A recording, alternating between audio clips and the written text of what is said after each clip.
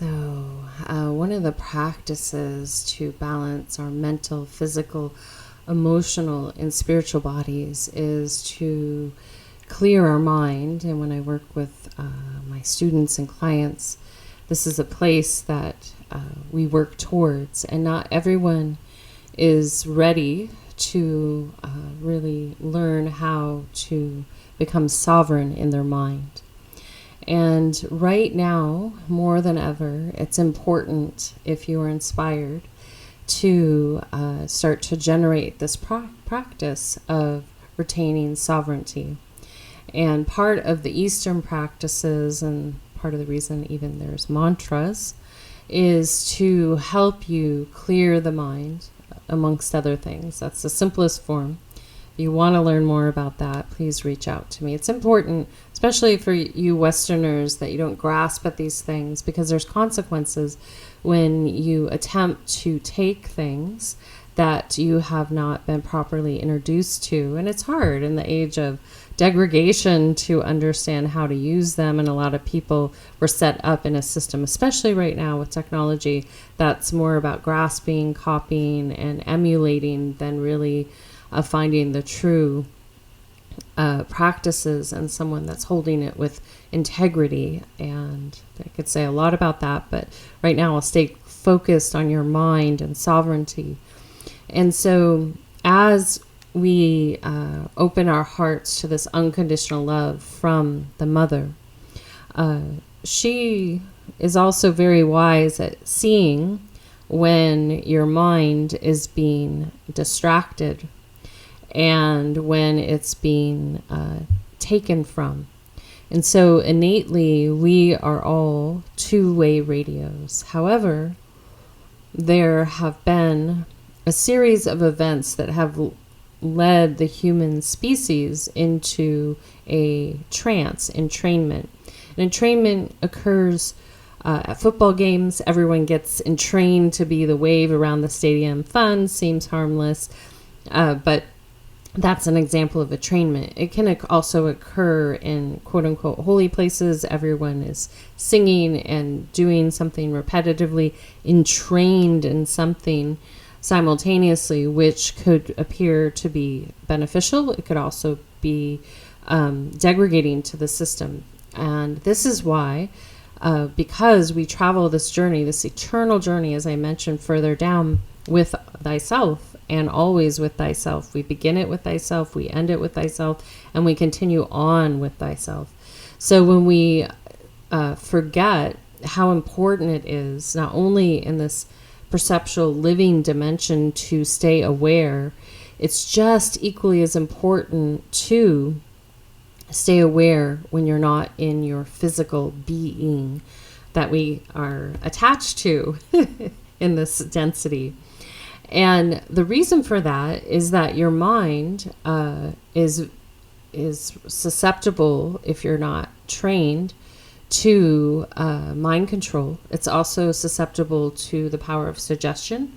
You see it through these technological devices that we use, that as soon as you're thinking of something or you speak it near these devices, it starts to appear.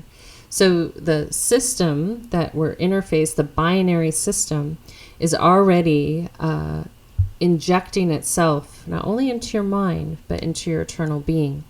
And this is why there's a great level of caution that needs to be utilized in discernment. Again, that would be the organic masculine within you, to have discernment before engaging in these technologies in a way that it can become harmful.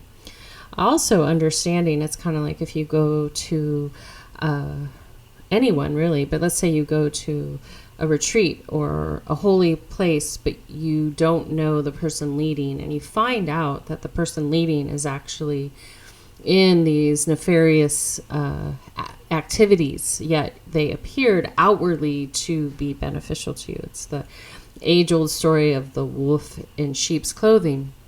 The same is so easy to happen on technology. And being that the most precious energy that you have is you, and it's sought after, and it holds so much wisdom because you are an eternal, ongoing being, no matter where you think or feel or believe that you came from, or where you think or feel or believe you're going. That is your most precious resource. So the conduit to that is an access point in your mind, and sacral are probably the most vulnerable places, and your solar plexus, your stomach.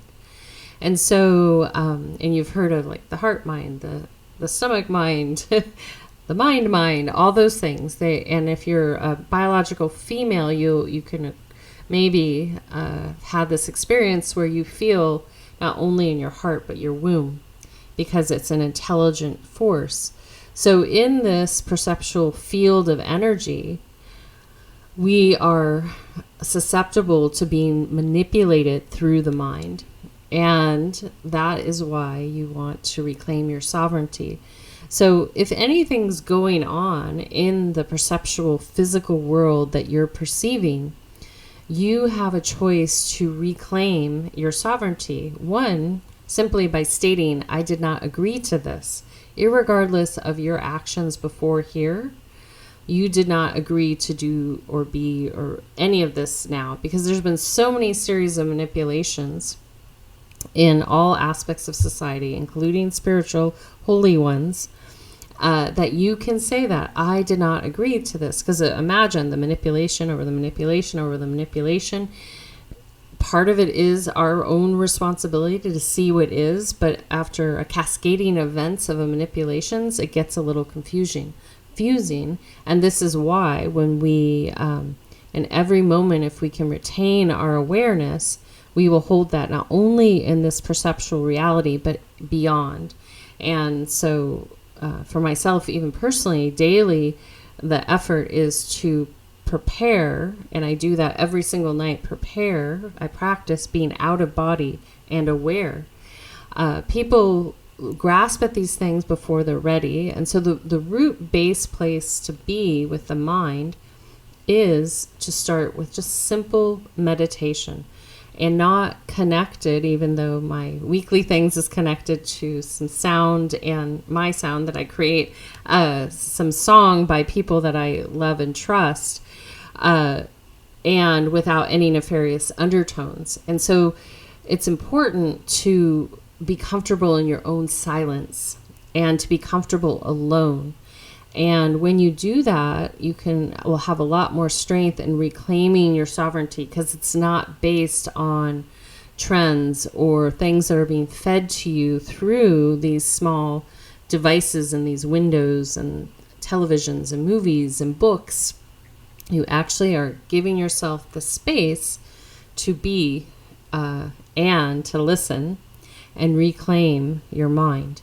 And understand that when you go out, let's say in nature, and you sit and be, and this is what I'll take people on Vision Quest, we go and sit in nature, is not to have a lot of theatrics about it. It's to sit and be, and not to look for words, but to listen to the vibrations. I've had so many times, all these animals, whether I'm with a client or by myself, all these animals come up and like hang out with me because they feel the resonance, and they at the same time are calibrating with me in a way to maybe assist me, maybe to receive from me, but it's not language, it's a frequency. And that's why it's also important right now to understand that everyone grabbing for sound, they need to be careful with that. One, because if it's not passed down through your lineage, and you're grabbing at it because you think that it can make you a career, or you can help someone in a certain way, those might be true.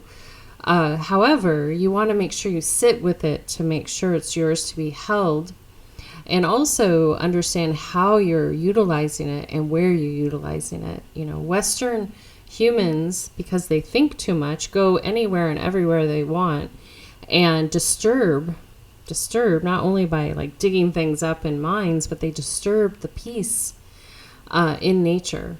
Because if I take you anywhere out beyond the city, it gets very quiet.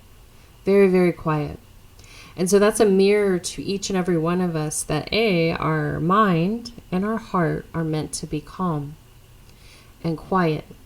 And the only time chaos erupts is if there is some type of danger. And nature's got you covered on that, meaning if you are not permanently stuck in that, perceptually permanently, fight or flight, that mechanism will kick in and you'll know what to do. Again, because you've sharpened your listening and you're not being manipulated by other things that have been introduced to you. And so this is an exciting time to reclaim your mind, to get sovereign and clear it out. And it's hard because there's so much information, people moving at very rapid paces, and sometimes regurgitating false truths, and those were created for control. And so if you have the space daily just to sit in silence, set your alarm. I always tell my students, let's get a 5-minute sit first, and then go to 8, and then go to 13, and then 21, and then 34. And that's the Fibonacci sequence. And keep it, and I would say get to 34, pause, and then do another. Then once you got that solid, then you can add a second one in your day. And that will be doable. Start with 5, and then get it all the way to 34. 5, 8, 13, 21, 34, and then the same. If you feel inspired, if you're feeling that call, you start it again in the evening. And if you want to learn more from someone like myself, reach out. I take my practice very seriously, and it might appear to be simple on the outside as I'm describing it. It is, yet there are things that we can meet. And that's because we are not completely sovereign, because we have things that are interfacing with us that we're not aware of. And it's important to have someone that has a strong sense of self-governance over their entire being to assist you so that you can remain safe, clear, and not get yourself into a delusion. And it's an exciting time. So if inspired, take these moments as we do this planetary shift and connect with where your mind is entrained. And if you're a ruminator, you ruminate a lot, message me. I ruminate a lot.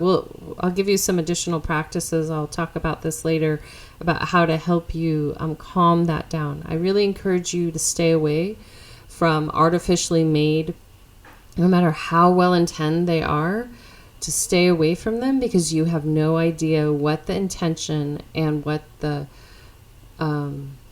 manipulation is there. So there are ways for you to do this organically versus inorganically. So the less cords, the less Wi-Fi hookups you have in your home and to you, the better. And every day take some time to be completely unplugged. Get outside and reclaim your mind. And that will make a world of difference moving forward. So I hope you enjoyed this. Let me know below. And I'm going to be transposing these into transcripts, both of them. So if you want those, let me know. I will send them to you. And enjoy the rest of the reading below. Until next time, this is Suzanne.